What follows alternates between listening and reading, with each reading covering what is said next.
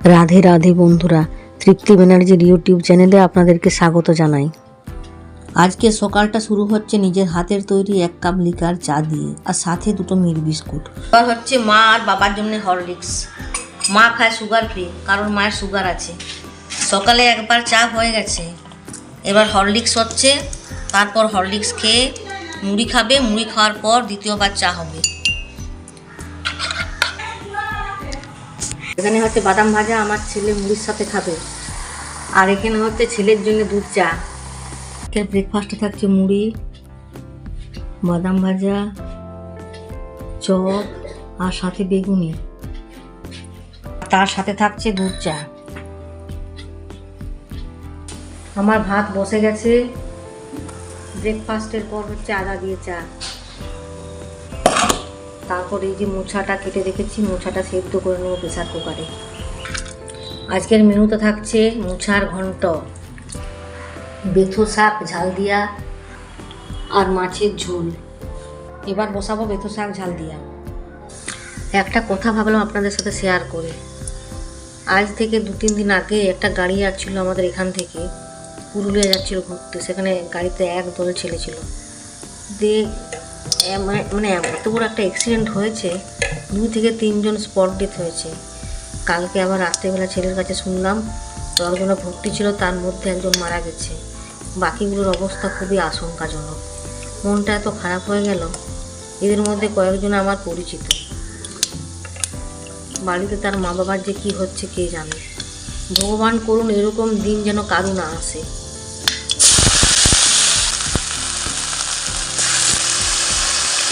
এরপর নুনটা দিচ্ছি, এরপর সর্ষে বাটাটা দিচ্ছি। সর্ষের সঙ্গে আদা মিশিয়ে বেটে রেখেছিলাম। যারা 2026 সালের 1 জানুয়ারি দেখতে পাবেন, তারা জানবেন আমরা পুনর্জন্ম লাভ করলাম। কারণ 2025 সালটা করোনার থেকে ভয়ঙ্কর। বেথো শাক ঝাল দিয়া হয়ে গেছে।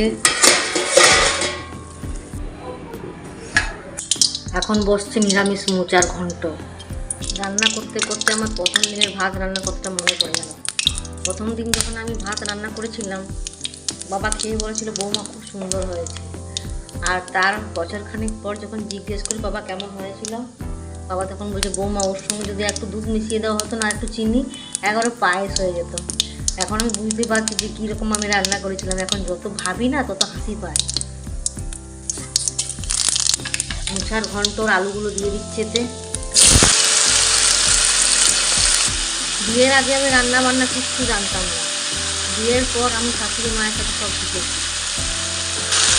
এখন আমার শাশুড়ি মা রিটায়ারমেন্ট করেছে, এই পদটা এখন আমি নিয়েছি।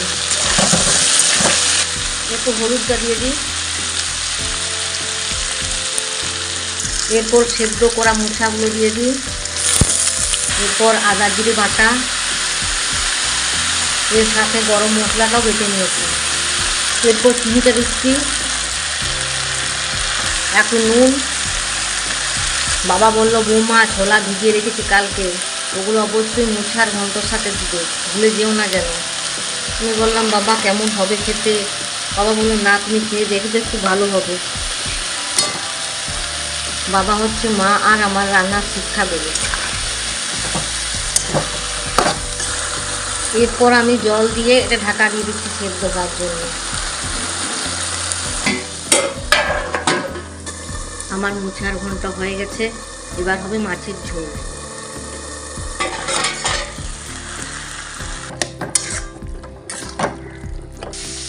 মোছার ঘন্টর পর এবার হবে মাছের ঝোল। আমার সব থেকে বড় বন্ধুকে জানেন তো, এই মোবাইলটা, যাকে দিয়ে আমার দিনটা শুরু হয় আবার দিনটা শেষ হয়। আবার তার থেকেও বড় বন্ধু হচ্ছেন আপনারা, যারা আমার ভিডিওটা দেখেন, শেয়ার করেন, লাইক করেন। কারণ আপনারা না থাকলে আমি কোনো এত দূর পর্যন্ত এগোতে পারতাম না।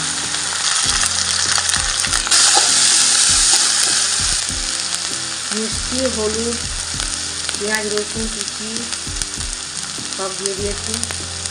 এরপর একটু জল দিয়ে নুনটা দিয়ে মাছগুলো ফুটিয়ে নেব, তাহলে হয়ে গেল মাছের ঝোল। এই ভিডিওটার মাধ্যমে আমি আপনাদেরকে ধন্যবাদ জানাচ্ছি, যারা আমাকে সাপোর্ট করেছেন, আমার সমস্ত সাবস্ক্রাইবারদিকে। কারণ আপনাদের সাপোর্ট ছাড়া আমি হয়তো এতদূর এগোতে পারতাম না।